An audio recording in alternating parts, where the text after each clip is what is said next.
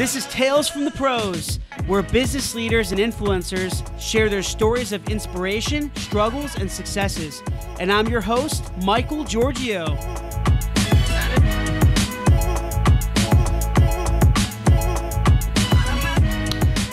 Hey everyone, welcome to Tales from the Pros. And this is Michael Georgiou, your host and co-founder of Imagine-Ovation.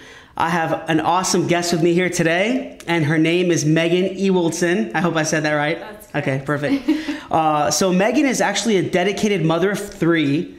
She's a successful entrepreneur and social celebrity, bringing fitness and nutrition plans to the palm of your hand with her amazing app, Strive with Megan. Megan, thank you so much for being here with me today. I really appreciate it. Yeah, thanks for having me. I'm excited. I know you're really busy, especially with the kids. Yeah, they're a lot. So Megan, just we've worked together. I've known you for almost 2 years now. Maybe has it been that long? Yeah. Like 2 years? Crazy, man. Oh my God. But so I know we've been working together, and our company's helped you with developing and enhancing your app, and I love your app. I know you're doing really, really well. So I'm super happy for you. Tell me a little bit about the app and just kind of the reason behind it, and let's. Yeah. So the app is called Strive, and I really picked that name because it's a strong word, first of all, but I wanted to portray something where people could think of themselves striving for progress instead of perfection. That's a little cliche term we hear all the time, but yeah, it's so true.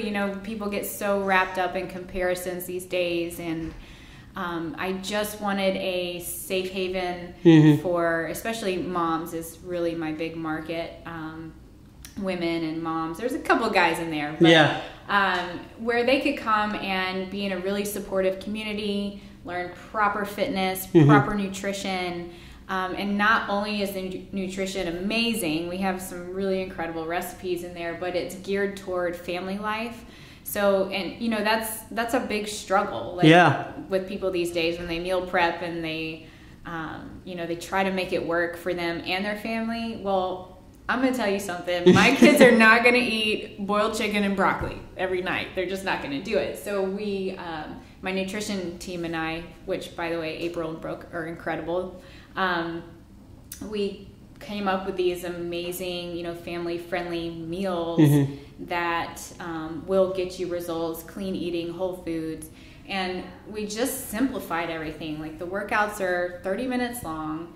You go in, you get it done. The app is super user-friendly, and like I said, the meal plans are family-friendly and easy to make. And it's cool. Yeah. So and that's the thing, is that we're always taught all these crazy diets, right? Yes. You have to eat this certain, like you said, boiled chicken and vegetables and Brussels sprouts and all this crap, and you're just like, oh my God, how am I gonna? Like, I can't eat all this. Like, you know what I mean? When you actually taste it, you're like, because you can't, some of them are so strict, you can barely add salt or pepper. So the meal plans that you guys create, and I know that it's, it guides you through the app, it's in the app.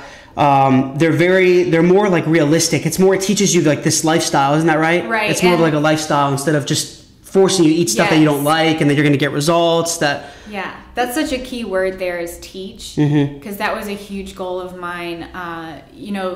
The workouts are there, the nutrition is there, the recipes are there, but like I tell my I call them my strivers in my support group on Facebook, your community, the people that are using the app, take it and customize it.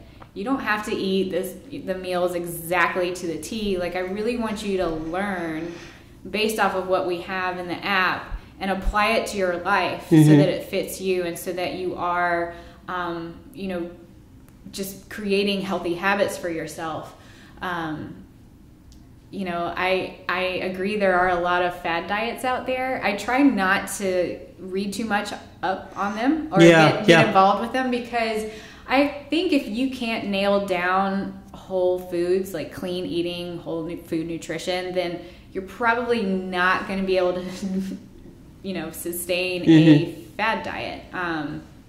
I won't name any of them, but, yeah, there's a lot out there. Yeah, like, you know, clean eating, whole food nutrition, it gets you results. Yeah. Especially paired with fitness. So that's cool. Yeah. And I know a lot of, you know, obviously I've used your app. I love it.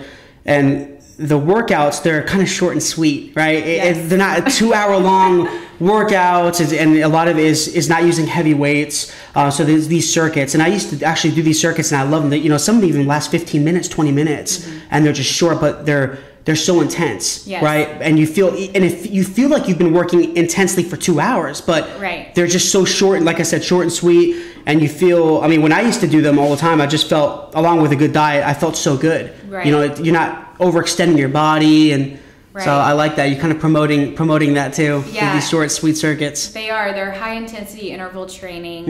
And what's different about the Strive app is, you know, I did a lot of HIIT training for a long time, and I experienced my first knee injury. It happened after my third child, and I'm not so sure it was his fault, but anyways, yeah, I realized that I needed to tone it down. I mean, you know, I can't jump around like a crazy person for the rest of my life. It just, my knees and my hips couldn't take it anymore. So, you know, I designed the workouts to work out at that higher intensity but the lower impact, because I've met a lot of women that have the same issues, and, you know, just a lot of people that needed a more gentle approach to a really hard workout, if that even makes sense. But it makes sense. Yeah. And, you know, along the same lines of being a mom, like, if I can't get my workout done over nap time or in 30 minutes, you know, between dropping the kids off at school and turning on Mickey Mouse in the morning, then, you know, it's probably just not going to happen. So short and sweet, high intensity, low impact. Good balanced diet. Yeah, good balanced diet. You know, I incorporate a lot of strength in there too, but it's strength cardio, just mostly to get people the results they're looking for, that lean muscle, and, you know, weight loss. So. Nice. And I know, you know, I'm a huge fan of salsa and bachata. I love dancing. And you're gonna put more workouts incorporating some salsa and Latin dancing, because you're half Puerto Rican, aren't you? I am. Yeah. I am. See? I actually, Latin dancing is a big passion of mine too. I would love to. I've been talking to my my nutrition team about this. I just kind of brainstorm with them on a lot of things. I've been taking ballroom dancing and really studying the Latin dance, you know, format. It's a great workout. Yeah, my first fitness class I ever taught was Zumba fitness, and you know, just learning all the other styles of Latin dancing. I would love to incorporate something into the app someday. Nice. Yeah. You did a few bachata stuff in some of that. It was mostly me just playing around during my rest periods, but. There you go. So, Megan, I want to back up a little bit. You know, you know, the reason I always tell everyone this, the reason I have this podcast is to talk about everyone's journeys. I believe everyone has a story. Everyone's been through, the people I interviewed, well, everyone in general, everyone has their own story. Everyone's been through a lot of struggle and obstacles, and they've had to find ways to overcome them and persevere, and a lot of successes as well. So I want to back up a little bit and talk about your journey and the story behind your success. I know that you were one of the top, or currently top beach. I know you're huge in Beachbody, one of the top coaches in the country. Was that currently, or was that before? Yes, I was number 3 in 2015. I've always been around the top 20 until this year. It's amazing. Number 11 last year, and yeah. And so your fitness journey started from there, right? Or was it before that? And that's kind of what I want to talk about. My fitness journey really started before that. I actually suffered from an eating disorder, anorexia, in my early 20s. And, you know, I was actually abusing fitness, you know, just doing tons and tons of cardio and really counting calories and really just not eating any calories and doing it all wrong. You know, 20 years old, tried to have a little bit of a modeling career and was comparing myself, and I was getting turned down, and I wasn't tall enough, so I thought I would make up the lost height. Welcome to my world. Yeah. Just, trying to make myself look taller by being thinner. And it just kind of spiraled downhill from there. It became like a deadly comfort blanket that I had created for myself. Just really depressed. And, a lot of people don't understand it, but it turns into a very compulsive mental disorder. And, it took a lot of time to overcome it. But I remember my boyfriend at the time, who's now my husband. Okay.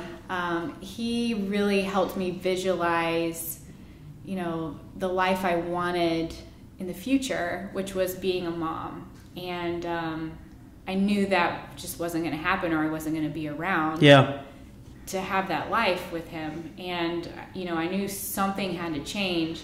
And I was actually introduced to Beachbody products by my sister.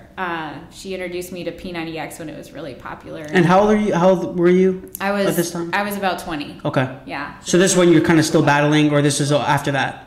I'm still battling. Okay. Yeah. And I decided, I made a commitment to do this program. It was lifting weights. It was something I was really afraid of.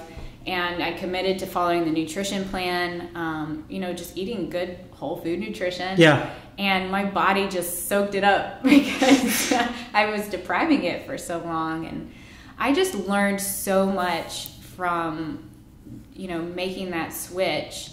And, I was starting to really love not only the way I looked, but how I felt. Like, I felt so happy. And the light bulb went off in my head, like, I feel amazing, and there are people out there who maybe had my same struggle or the opposite struggle. They can't lose the weight, they're unhappy with themselves, and I need to help them. Like, I need to find a way to help those people, because I need to pay this forward. Yeah. And so I started teaching group fitness classes. So you didn't get into it just for the reason of making money. There was actually there was a higher purpose behind this and motive for it. Yeah, I love that. It was such a strong, passionate feeling for the way I felt, and I just wanted to spread that love. I was like, I need to shout this from the rooftops. I need to get in the gym and teach people how to do this. So that's what I did. I taught group fitness classes, and time went on, and I started to have kids, and I found myself, my husband and I moved across the country in 2013, and I felt like I had to start all over. I didn't have any friends. I had to move away from where I was teaching. I couldn't find any group fitness jobs that would go with my schedule of having a toddler and a newborn. Like, I wasn't getting up at 5 a.m. So it kind of met your schedule. And the Beachbody is it more for, it's more for homebodies, right? It's people who are at home. I guess it works for mothers. Yeah, it's a network marketing business. Yeah. And it's actually something I turned down for 2 years. And if that's any indication of anybody out there struggling to get, somebody from their dream team on board, don't give up on them. So when we moved, I found myself there at home, and just, really wanting to pay it forward. I had to start all over, like I said. And I expressed my frustration online one day, like in a Facebook status, saying something like, I'm so frustrated. I can't find any group fitness classes to teach. And, it's so hard to move away. Like, something really negative that I would never post now. But somebody saw that and reached out to me and said, hey, have you heard of the coaching opportunity, the Beachbody coaching opportunity? And, I thought, network marketing, that's like totally the opposite of, I don't want to do sales. I want to help people, like, get fit and eat right. And but once she explained that I could customize that opportunity to fit my brand, I was kind of like, okay, you know, I see where you're going here. So it's kind of has like this entrepreneurial element, because you know, with network marketing, it's a big word, yes, right? There's a lot of, I mean, to be real with you, you know that there's a lot of scams out there, and all these like, just the way they monetize it, and they kind of use these other people to, you know, the people below them to make the top people money and things like that. But from what you told me about Beachbody, it's more of like a humble organization. It's very different. It's a community, and it felt really good to be a part of it, because, you know, even though I was itching to help other people, I also needed a little help. Right. You know, I was at home alone a lot with my kids, and I love them to death, but you can only say your ABCs so many times. You know, I just needed some adult interaction, and so, you know, I ran this business online, and I was helping people get results with Beachbody products. You know, it wasn't exactly my own fitness creation, you know, but it was that same feeling that I got from being in my group fitness classes, you know, helping these people with the Beachbody products. And I was already an advocate of the products. I had used Peanutty X, and then, Insanity, yep, to lose the baby weight. So it just kind of came naturally for me when I was talking about it with people and how it could help them. And so, you know, it really started from there. And being in a network marketing business, and this is what I think a lot of people don't realize, because, you know, they get a bad taste in their mouth sometimes from network marketing. It taught me so much about business. I could not even, I mean, just communication and, you know, speaking to people and really, you know, selling your product and social media, like the whole shebang. I mean, I couldn't even really look at someone in the eye to have a conversation with them when I started. And now, you know, I've done some incredible things that I can't even believe. You know, I never saw myself doing some of the things I've done. Seems like it got you in the door. It kind of created this platform for you. Yes. And then we could talk about Strive in a second, but it kind of created, it gave you this entry point for you to start doing your own thing. And it doesn't mean that you had to stop Beachbody, right? It means you can kind of do other things, but it gave you essentially more confidence. Totally. Right. And it seems like some of these more credible network marketing organizations, companies, they tend to do that, but you just got to be careful about which one you sign up for. And and it's definitely something you have to be passionate about. I was super passionate, not just about the product, but I was helping a lot of people, and because I focused on helping people, my Beachbody business took off. The first year, I became in the, you know, top 13. I became what they call an elite coach, which is, you know, the top of the company. And how do you get to it's a broad question, but how do they measure for you to get to the top? Like based on what numbers? Is it just sales, or the people you have with you? It's sales, and then it's the people that the other coaches that you bring on to your team that also build businesses. So your community, And I knew nothing about leadership, but I think what worked was just the energy I was producing from loving what I was doing was, you know, trickling off onto my organization, my other coaches, and they were like, you know, they were just learning from my actions of consistency and persistence, and, you know, I was doing a lot of reading, and so the passion paid off. Right, it totally did. They people can see it. They can see with your personality and your drive, and you're kind of doing it and we talk a lot about motives and intent, all that stuff, but it seems like you were doing it for the right reasons. You know, some people, I'm sure you know, they kind of just do it for money, or like a side hustle type thing. That'll never work. Right, but for you really loved it. That's cool. Everything fell into place so suddenly, like, you know, and I just focused on helping people, and it just took off.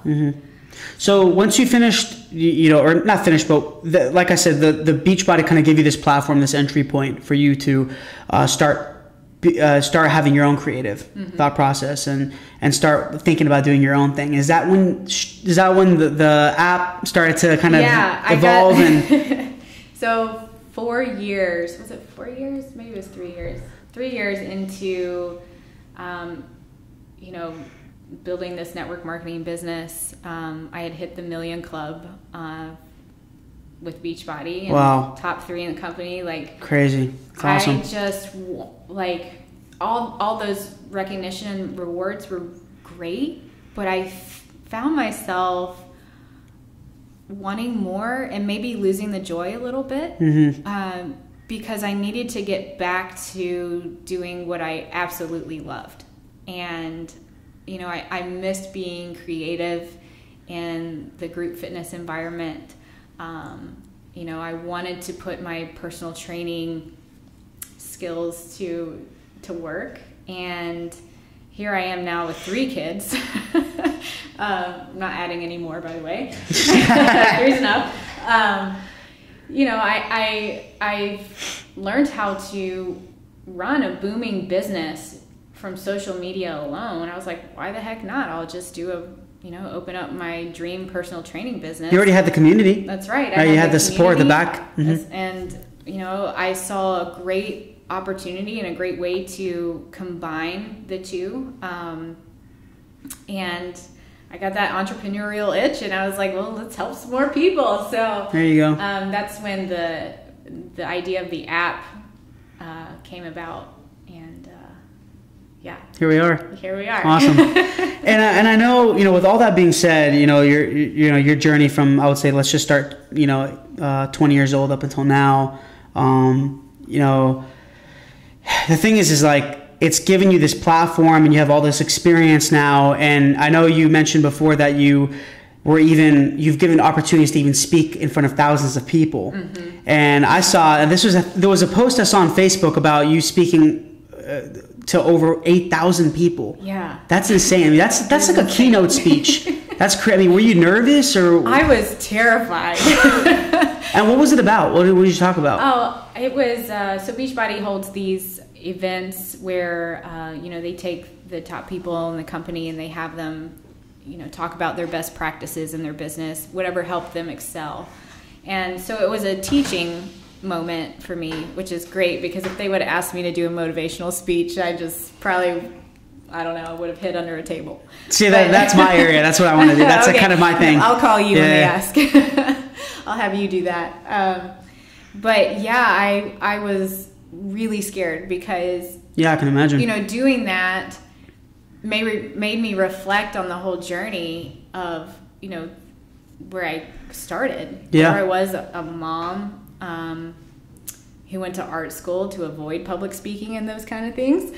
And I couldn't even really hold a conversation looking anyone in the eye. And here I was about to stand up on stage and present in front of 8,000 people. And it just... yeah, I would be nervous. Yeah, it made me realize how much I'd learned, you know, from the whole journey with Beachbody. And and were you with somebody else up on stage, or? I was. Were you? Okay. Well, that helps yeah, a little bit. Yeah. You can kind of work with each other a little bit. Yeah. Everyone's not just looking at you. She remind me to click the next slide. So. And the slides, and tell me how those work. I don't want to jump off topic, but when you have those big speeches, these big the keynote presentations, I see that there's usually like a so when you're looking from the audience, right, you're kind of looking down or even straight, you're far away from the presenter. You don't see that they have there's like a screen on the floor kind of thing. Yeah, it's like a screen in a box, so nobody sees it. and that's where you put your presentation, just to make sure you stay on topic, things like that, right? Yeah. Okay. Yeah. Cool. So no, it's not all up in my mom brain that my head doesn't hold much anymore. Well, just think of it like this: you spoke in front of 8,000 people, and there was 2 or 3 times you spoke in front of like 2,000 or 3,000 people. So it's been a few times. A couple times. So the next one could be like 15,000, 20,000 people. Maybe. That's pretty cool. Maybe we'll see what happens. Yeah. You never know. That's awesome. So, I mean, Megan, I know you're mother of 3. You're married. You got so much going on. I can't imagine how difficult it is for you running this type of business. And I think a lot of, people in your community, especially a lot of women and women who are pregnant and just mothers in general, I think they can really learn from you. And I think I follow you as well. It seems like you're so supportive in that community, and they kind of look at you as this role model. I mean, I see a lot of the comments. It's crazy. They're really like, you're a support figure for them. You know what I mean? So, I like I said, I know maintaining an app is tough. It's technology, it's evolving. There's a lot going on. You know that. So how do you kind of deal with all that's going on? What do you do, and what's your daily routine? Like, what do you do to ensure that you're stable, that you can handle it? Because I know it gets stressful. I know for me running a company, it's hard. Yeah, I know it's tough. It's so hard. But I don't have kids, so it's a little different. I've learned to prioritize like a mad woman. And now that's totally different from being organized, because my house is a disaster. So you know where my priorities stand. The dishes definitely come last. But, prioritizing. And one of the best pieces of advice I've ever received, and this is so elementary and like, duh, but it's to write everything down.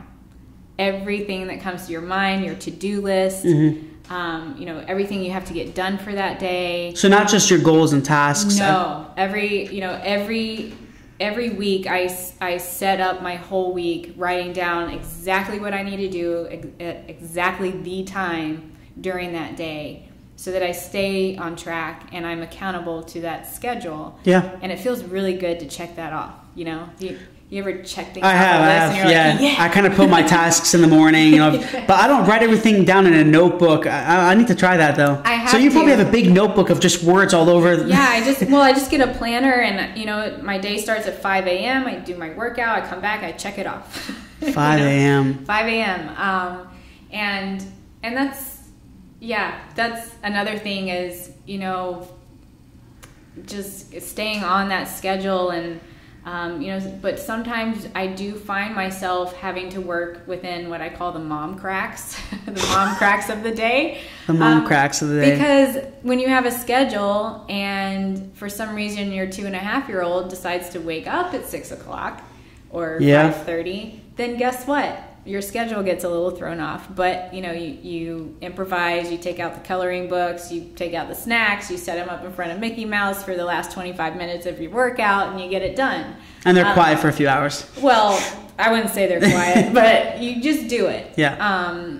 It's frustrating, and there's some days where, with my fitness and my businesses, where I didn't do it perfectly. It wasn't exactly the way I wanted it to happen, but at least I did something. You know what I mean? Like, at least something got done because I made the effort and I didn't just throw my hands in the air and say, I can't do this. I just take it for what it is and take it one day at a time and work within those mom cracks.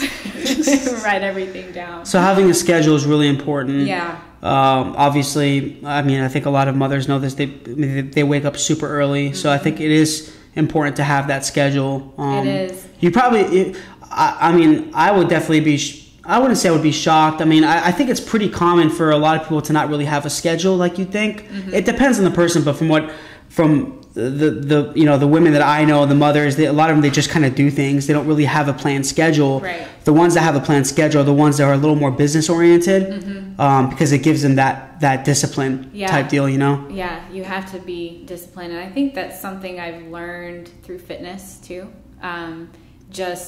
Waking up early and making that time for myself early in the morning. They say people work out early in the morning are more productive throughout their day. Do you think that's true? And I do think it's true, because you're getting a big dose of it first thing in the morning. And so you're kind of on a roll and you're like, oh, I got to keep this up. This feels really good, I'm completely opposite. I work out at night. I would run 5 to 7 miles at 12 o'clock at night. Yeah. I'm like a bat. Like I mean, people are like, do you sleep upside down? And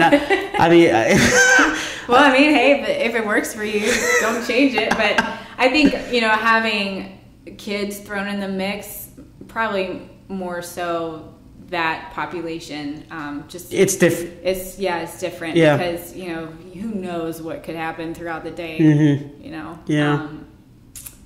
So that's cool. Yeah. So I know you have a huge dedicated following and support group, and it seems like a lot of them are women. Is that true? Women and mothers, and even single women, and what's really the age group? Is it more 21 plus, or do you get a lot of teenagers too and younger girls, or is it more kind of the mothers? You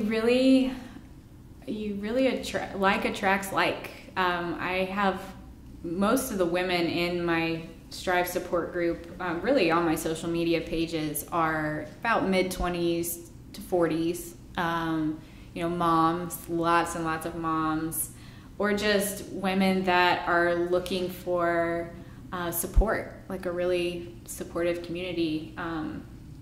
It's hard to be a woman, it's hard to be a mom, and it's really hard in a female environment to find that kind of support. That's primarily who's in my group. And with your huge following on Facebook and Instagram, those are really the two biggest platforms for you. Is that right? Yeah. Instagram, Facebook. Yeah. I know.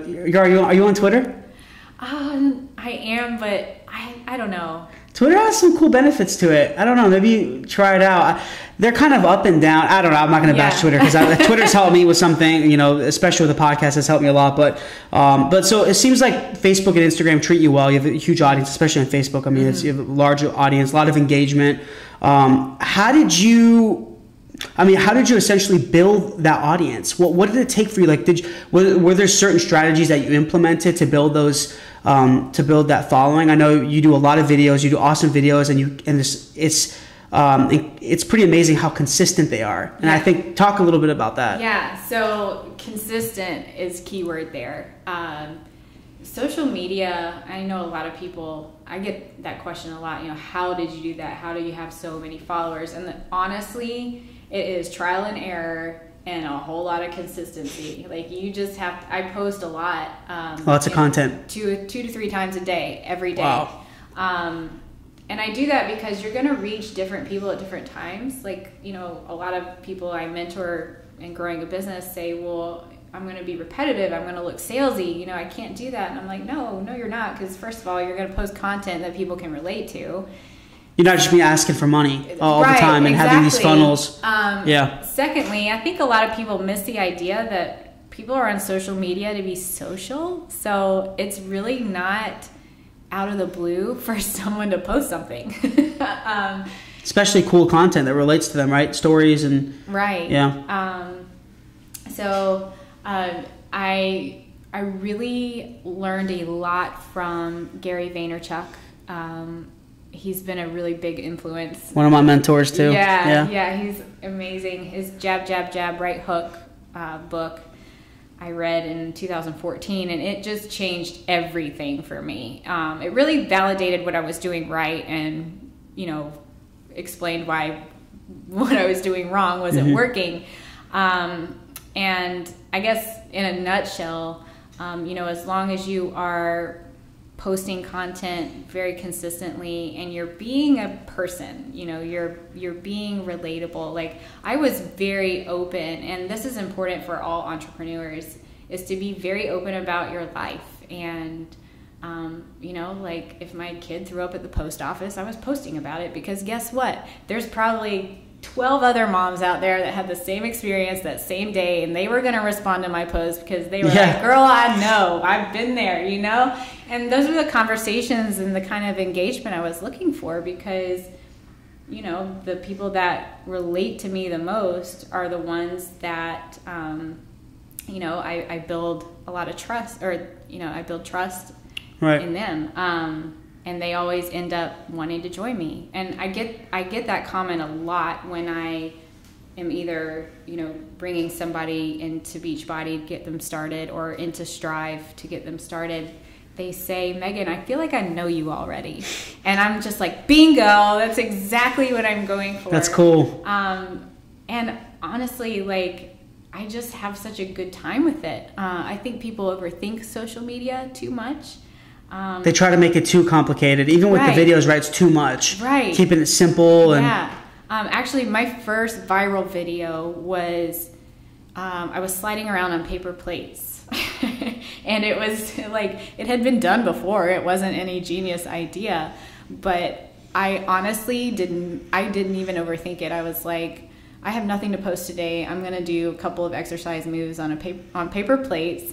And I posted it, and it has like over 3 million views now, and it's still going. I posted it in 2014, and it's still going. And I'm like, really? That's so weird. That's cool. But on that idea, quote unquote idea, just came out of nowhere one day because I couldn't figure out something to do. So, but I knew I had to stay consistent on, posting about health and fitness, and me and my house, and this is where I work out, and just being super relatable. So I think I'm getting way off track of what you asked me. No, it's good. No, it's cool.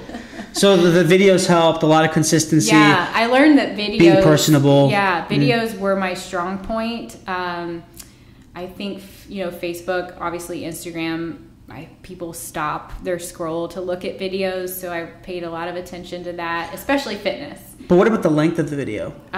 Is that short? Yeah, I knew you were going to say that. Especially if you're talking. I've done a couple of talking videos about motivation or, what to eat. Sometimes I'll do not healthy cocktails. Who am I kidding? But guilt-free cocktails. I'm a mom. Come on. I know my audience. I know what they want. I've seen the videos on... you have some like healthy sangria mixes and stuff. Yeah. I've made them. They're good. Yeah, right? But natural, not the sugary stuff. Less sugar.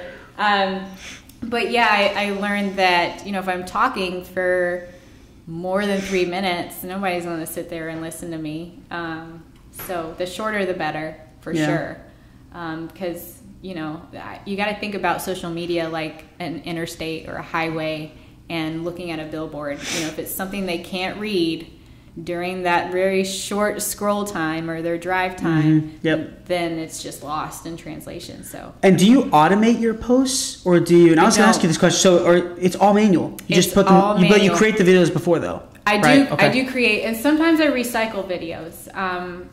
Sometimes I'll go through and pick a video that did really well, and I'll repost it, or I'll, Facebook has that feature where you can go through your published posts and repost it where it still has that same interaction going. Yeah. Which is always better.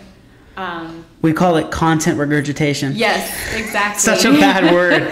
I told someone that. They're like, or I told our marketing specialist here, I put it as a step in our marketing board, and I put regurgitate content. She says, Mike, what kind of word? Please change that word. Recycle. Recycle. There you go. I don't know. I think my business partner came up with that word. Knowing it surprised me, but yeah. I'll recycle content on days where mom life is just like, it got me. I just can't do it today. I'll go post a video that did really well before. But the reason why I don't automate is because I don't feel like it's my spontaneous in the moment self. And I think that's what people appreciate about me, just being me. And I feel like I'm more apt to being me in the moment. Yeah. If that makes sense. No, I agree. And I think even like in my experience, and I know a lot of different, not just marketing people I've talked to, but companies that have various like social media campaigns, and they say that when you automate, like even through Buffer or there's all these different platforms you can use for social media automation, it doesn't work as well. It's easier, it's automated, right? So you don't have to go there and manually enter the post. But the thing is that I don't know if the engagement is as high on an automated post as it is you doing it manually, because I know, you talked before on this, is that the algorithms on Facebook and Twitter and Instagram and LinkedIn, I think they want you to post organic content. They want you to spend the time on a nice post instead of putting 50 posts out there in a day that it's just, there was no effort. Right. You know what I mean? Yeah, exactly. That's how I feel. I don't know if don't quote me on that. I don't know if that's 100% true, but that's what I experienced. Yeah. The manual post seems like they got more engagement. It totally makes sense. I feel like you add more value to people and more value to their lives when you can take the time and spend, a little bit, not an hour, but just some time on a post, a well thought out post, or maybe it's not well thought out. Maybe it is, you know. But it's more real and raw. Right, real and raw. And especially, you know, an entrepreneur who's a mom and works out at home, that's what people want to see from me. Yeah. So why fake it? Here it is. That's cool. Yeah. So, you know, we talked about this, you know, you have a huge kind of female demographic, and mothers and even single women as well. A lot of them can relate to you and your stories. So I know it's tough for a mother that, you know, that they have so much going on. I know my mom owns a bakery and it's so hard for her. I see what she's going through sometimes. I'm like, I don't know how you do this. You work 12 hours a day. And even though she's older now, we're kind of all grown up. I know she's still busy. You know, she's incredibly busy. She has to pay attention to her grandchildren, right? So a lot of them, it's hard because they don't have, it seems like some of them, it's hard because they don't have the willingness and drive to pursue their dreams because they're so busy. It's not that they don't want to, they want to, but it's just because there's so much going on. Like, what have you experienced for you being so busy what could you provide to other women, any kind of tips or advice in regards to helping them out, you know, for their busy day? Like, was there anything that worked for you? Because I know you got, even your kids run into the videos. Yeah. I see them sometimes. They're behind you. Yeah, you just I'm like, how does she have time for all? How does she do all this? It's crazy. Yeah, I think as far as them feeling like they just can't, I think working on yourself is by far probably the most important when it comes to reaching your goals and your dreams and being a busy mom and wife and all the things. Like I said before, I've learned a lot from fitness and realizing that, you know, I don't have to be the smartest or the best, but I can push myself and I can do my best. And I can see that my consistent effort over time in my fitness adds up.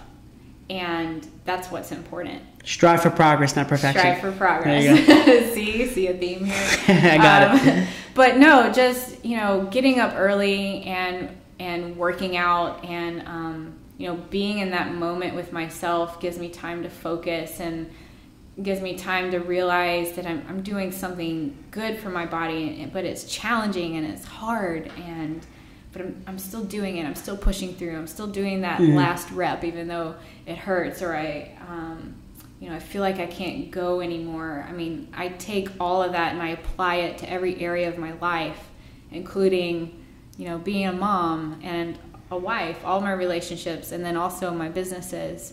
And you know, it just has taught me that I can do hard things, you know, no matter what, no matter what obstacles are thrown my way. And not comparing. I know you mentioned before, not comparing to others. Right. I mean, trust me. I even for me, sometimes I see all these really successful people in our, you know, even competitors of mine or whatever, and sometimes you envy them. You're like, man, how did they do that, or what did they do to get there?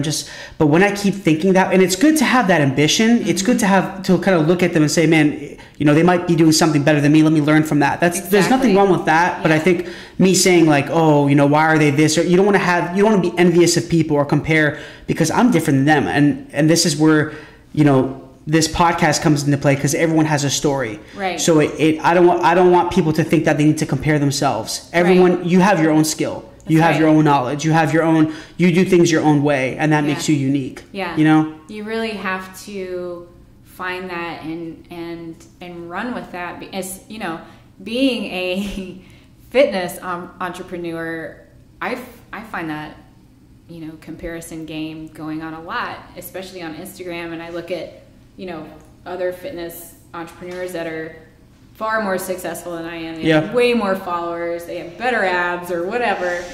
And I look at that and I feel sad for a moment. And then I'm like, you know what? That person is not me. There are things in my life that other people are going to appreciate. And that's what I need to focus on. And just, you know, keep my head down and stay focused on what makes me unique and what people are going to like about my workouts and my brand, and you know, just focus on yourself. That's right. Yeah, you're unique in your own way. That's right. And people can see that, and that's probably, that also does help your reach and your engagement. And with that being, and it's not about, when I say reach and engagement, like I said, it's not, I don't believe it's about how many followers you have or likes. No. I mean, you could have 10 million followers, but maybe a lot of them, they just might like the page, but they're not engaged with you, you know. But if you even have like 10,000 followers, but 8,000 of them, 9,000 of them are actually, they're listening to you, you're making a difference in those 8,000 or 9,000 people's lives. That's how I see it. It's kind of like the quality of the following instead of the quantity, the amount. So I think people can really learn from that. Yeah, we got to get away from that. Our social, the media pushes all that on us, you know? Yeah, and that's totally true. You know, I have the biggest following on Facebook. It's over 212,000 now. But where I feel like I'm crushing it, can I say that about myself? Yes. And Gary Vee has the book, Crushing It. Yeah, I need to get that. Crushing It. I think it's called Crushing It. Yeah. Is Instagram stories. Yeah. Because again, you know, there I can be myself. There is where everybody sees my kids running around, you know, naked in the background or whatever they can relate to. And they can see, oh, you know, Megan isn't posing for a picture, you know, all the time. She does wake up looking like a hot mess in the morning, and so do I, and I can relate to this girl, you know. And I don't have as many followers on Instagram as I do on Facebook. So, but you said that's growing pretty quickly. Yeah, it's growing. I think because of the stories, the Instagram stories have been really great for business. Yeah. There's just so much you can do with it. I mean, you can link your stories now, and I link my, you know, if I make an announcement about the app, I'll link it out to my website where they can download the app. It's just really, what's that called? Intuitive, user-friendly. Yeah. In that way. And they have, I mean, they do allow videos now. No, before they didn't really allow videos. It's more photos, but now they allow videos. It's like a 1 minute video. Yes. Yeah. Is it? No, it's 15 seconds. Oh, on the stories. Okay. Yeah, on Instagram you can post videos. Right. But on the Instagram stories. Yeah, you can do video, photo. But it's been fun too. It's just kind of fun to go about your day, and people get to see a day in the life of, you know, stories. And so I can imagine, you know, a lot of people are probably asking you for tips on fitness. So we'll jump to fitness a little bit here. So, you know, you're a fitness expert. You've been doing this a long time. You have this successful app. You've successful Beachbody career. And what tips would you really give to people to be healthier and happier? You know, I know it's a lot about diet and exercise, but are there any, I want to say secrets? I mean, there's a lot of people out there that claim they have the secret to, you know, a cut and rip body and all this stuff. And you're like, man, none of this works for me. I've been doing it. I have like a 1-pack, and I've been eating really, really good. So what I think is the #1 secret sauce is your accountability. If you don't have a community and a supportive environment where people are lifting you up and they're cheering you on, and people are, you know, I'm checking in with my strivers, and I make sure that they are staying on their nutrition plan because I know how important that is when it comes to see results. I really believe that's something you can't really get from a gym even these days. And I think it's so cool that social media can take that role now in the fitness world, and I'm really trying to expand on that as building up the community so people feel empowered and stay on top of their goals, because, you know, when so-and-so posts in the Strive group, you know, pictures of their meals throughout the day, it even triggers something in me that says, oh my gosh, like that looks amazing. I need to make that. You know? Yeah. She's doing it, I'm gonna do it too. So, you know, just seeing that activity from people really motivates you to keep going and do better because you're pushing each other. It makes sense. I mean, it's like it's kind of like an open collaborative environment, right? You know, for you being in business, you know that if you're just doing things by yourself, I mean, sometimes, don't get me wrong, sometimes I love just working by myself because I can be my own element, but then I need that time to collaborate and bounce ideas. And it's probably the same thing with working out, because I don't know it all. Yeah. I will never know it all, right? And it's always someone, my coworker or my friend or family member or whoever might know more than me, so I can be like, man, I think I was doing it wrong. Let me look at what he's, and and then you can find a process that works for you. Is that kind of how it kind of works? Yeah. And what's really cool is I've started to see people team up, and somebody will work out, and then she'll tag her friend in the group and say, hey, just checking in with you, wanted to see if you've gotten your workout done today. And then you'll see an hour later she'll post a photo and she said, yep, got it in, thanks for the tag. So that's really a cool dynamic happening there. That is cool. And I think that's the piece a lot of people miss in a gym or just working out by themselves. And you also have people to celebrate with, like when you lose 10 pounds or when you do stay on top of your nutrition all week. You're not just throwing yourself a party. You get to post it in the group, and everyone's like, that's amazing, congratulations. And that's a good feeling. And just helping people feel good was a big reason why I got into all this in the first place. So and it seems like stress is a big factor on weight gain. Is that right? So it seems like what you're doing, this community that you have and the app that you built, it empowers people to or it gives them more opportunity to be involved in the community that relieves stress. Yes. Right? And that in turn will help you lose weight. Right? Because when you stress out, you eat more, or actually even sometimes you don't eat at all, and then you gain fat that way too. Yes, yeah. Right? So there's a lot of just the mental aspect of it is huge. Yeah, it's so huge. And that's another reason why I like to, stay away from the fad diets or starvation diets or paleo or this. I actually like paleo just because that's how I like to eat. But I'm going to have a glass of wine. I'm sorry. Like, I'm a mom and I need that. But here's the correct amount to have, not the whole bottle. Portion control. Yes, exactly. Just teaching that and how to live sustainably reduces the stress. And it keeps people happier, and they may not lose a bunch of weight all at once in that first week, but they're going to lose it over time, and they're going to keep it off, and in return they're going to be much, much happier. Yeah. Awesome.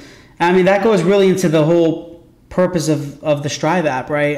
That's the reason why you're doing it. And I know the app has a lot of really cool features. It's got fitness challenges, daily workouts, healthy meal plans, and really a lot more than that. I know we have Spotify integration, iTunes integration. What I wanted to point out is, because this was a huge, and it took a while to get it right with the app, but the meal planning, when the user signs up for the app, it calculates their meal plan for them based off of what their stats are and what their goal is. So, that work is done for them. That's what most people pay, nutritionists and personal trainers to do for them. And it just takes out the guesswork. So that's, I think, one of my favorite features, that's so brainless, especially for us moms. We don't have time to sit down and write it all out and calculate things, and we just don't. That's cool. I'm going to make sure Zach and Pete listen to this so they're like, yes, I'm happy, finally. You did a good job. You did a good job, cool.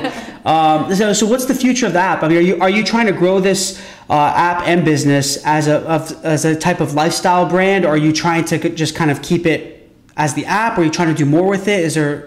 Yeah, so I'm working on now, I don't know, did we talk about this already? Combining both Beachbody and Strive. I don't think so. So we're working on this feature right now where, Strive will be an extra benefit to my Shakeology customers from Beachbody. So, just combining the two, having the best of both worlds. And so that's one direction we're moving. And, I have a lot of ideas as far as new fitness programs to do in Strive. I'm going to work on a strength training. There's strength training workouts in the app now, but I want to do a strength focused program for everybody that's lost all their weight with the interval training, moving up to the next level and really building that strength and lean muscle.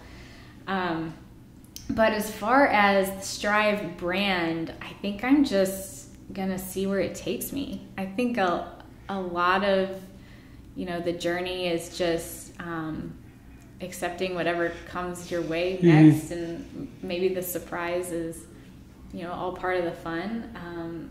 I would love to have Strive Studio one day. I remember you telling me that, actually. I think you brought that up to me, when we first started working together. You did bring up that you are down the road, you're thinking about having kind of your own studio, but you don't want it typical to like some of these other workout studios or dance studios. You want it to make it a little bit different. Right. I would love to, keep the significance and importance of the app into the studio somehow. But I don't know. So many ideas. Something to think about. There you go. My wheels are spinning, and I'd love to, have a website, like where the workouts are, like a web app. Right. Yeah. Where they can access it from the cool. From the website. Yeah. All sounds good. Good. So I was, to close things out, I always ask these last 3 questions. So I call them the 3 hows. Okay. So how do you define failure? How do you define entrepreneurship? And how do you define success? Oh, okay. I ask this to everybody at the end of each episode, and everyone, and you'd be surprised, there's a lot of different answers. It's cool. I think they're key questions. I'm going to combine failure and entrepreneurship together. Okay. Is that okay? Because you can't have one without the other. And what I mean by that is you're going to fail a lot to be an entrepreneur. But, it's failing forward. And I think that's what is the culprit for keeping people from reaching their dreams and staying on that course, is they get so tired of failing and fall forward. Right. You just have to take that as a learning experience. And I mean, going back to social media, I did not have a successful social media page overnight. Like, that was a lot of trial and error. Yeah. Talking to my first customers and making my first sale, it did not happen the first time. Like, that was something. It's a grind. I mean, it's hard. I remember writing down, I would listen to our CEO at Beachbody speak, and I would write down everything he said, because he just speaks so great. And I'm like, wow, I want to talk like him. So I write down everything, and I would take little snippets of what he would say and put it in my own, add Megan flair to it. And I would do that over and over again until I got better at talking to people, explaining what I had to offer in my own way, using these little snippets. So, it's a lot of failing, it's a lot of learning, it's a lot of going back and tweaking and trying again, and just staying super consistent. And I would say defining success is, again, not focusing on the money, because if you can focus on the people, the rest falls into place. And that feeling you get of helping somebody lose weight, of helping somebody start a successful coaching business, that feels successful. And because you have that energy being created off of that feeling, it just kind of moves you forward. Yeah. And you just really get wrapped up in your passions and love what you do, and you'll find success. So doing it all for the right reasons. That's it right. Pays off. Yeah. That's like one of the big, if you ask a lot of my friends, they're going to say, Mike always talks about motives. I love it. If you, I feel like if you do things for the right reasons, nothing can stop you. That's what I truly believe. Yeah. I've always believed that. That's how I feel. That's how I feel. Yeah, exactly. That's how I feel. You just have to shut everything out that's telling you you're not good enough or smart enough, and you just have to really hold on to that. Like, I believe in this. Like, I believe I'm doing the right things, and I believe I can help all these people, and you just fail forward. Keep going. Perfect. Love it. So where can everyone find you?